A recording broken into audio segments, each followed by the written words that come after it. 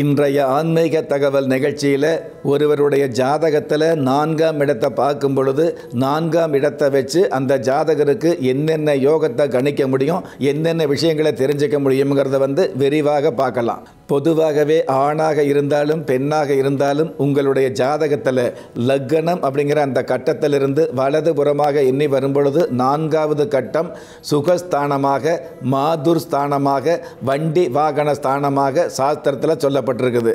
அப்போது இந்த 4ஆம் இடத்தை கணிக்கும் பொழுது, கவனிக்கும் பொழுது 4ஆம் இடத்துல என்னென்ன கிரகம் இருக்குது அப்படிங்கிற விஷயத்தை தெரிஞ்சுக்கும் பொழுது, அல்லது உங்களுடைய ஜாதகத்தில் 4ஆம் இடத்துல எந்த ஒரு கிரகம் இல்லாமல் இருந்துன்னு வைங்களே, அந்த 4ஆம் இடத்துக்கு அதிபதி இருக்கும் இல்லையா, அந்த ஸ்தான அதிபதியுடைய நிலையை தெரிஞ்சுக்கிட்டோம் அப்படின்னா அந்த ஸ்தான அதிபதியை கணிதம் எடுத்துக்கிட்டு அதன் மூலமாக அந்த ஜாதகருடைய, அதாவது சுகம் அப்படிங்கிறது, இந்த உலகத்தில் எவ்வளவு தான் சொத்து இருந்தாலும் அந்த சொத்தை சுகமாக அனுபவிக்கக்கூடிய பாக்கியம் வேணும் இல்லையா, அந்த பாக்கியம் இருக்குதா அப்படிங்கிற விஷயத்தை 4ஆம் இடத்தை வச்சு தெரிஞ்சுக்க முடியும்.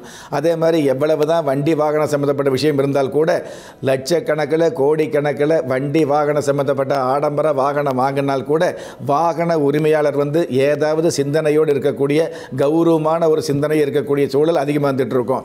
ஆனால் சாதாரண சம்பளத்துக்கு இருக்கக்கூடிய அந்த ஓட்டுநர், அதாவது டிரைவர் பார்த்தீங்கன்னா அந்த வாகனத்தினுடைய உண்மையான சொகுசுகளை அனுபவிக்கக்கூடிய, அந்த வாகனத்தில் வரக்கூடிய, அதாவது டேப் ரெக்கார்ட் சம்பந்தப்பட்ட பாட்டு, இசை சம்பந்தப்பட்ட விஷயங்களை முழுமையாக அனுபவிக்கக்கூடிய பாக்கியங்கள் அந்த டிரைவருக்கு கிடைக்கும்.